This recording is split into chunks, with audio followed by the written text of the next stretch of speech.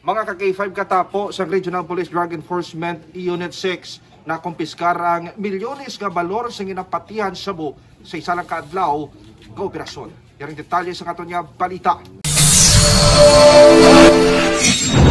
Nainom mo na para iwas sa anuman nga masakit. Mag-Power Trio!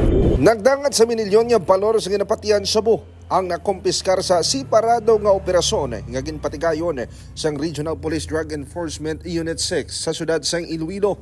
Ang unang operasyon sa Barangay Lanitharo kahapon sa hapon Abril 15 kung sila inaaresto si alias Junin 21 anyos apang nakabaragyo naman ang iyang nobyo na kumpiskar sa ila ang 180 gramo sang sabu kag 1,224,000 pesos ang balor. Nas G5 naman sa gabi sa nasambit nga adlaw, naaresto naman si alias Rafi, 32 anyos, sa diin nagbato ini sa operatiba kag hanap pa kung tani nga maggabot sang armas.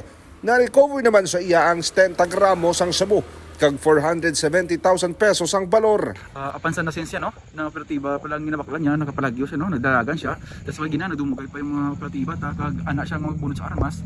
Ngayon lang kay nahako siya sa mga tropa. Ang mga tropa tsaka siya may mga pilas. Ang subject naman si alias Kyle no, nakadalagan.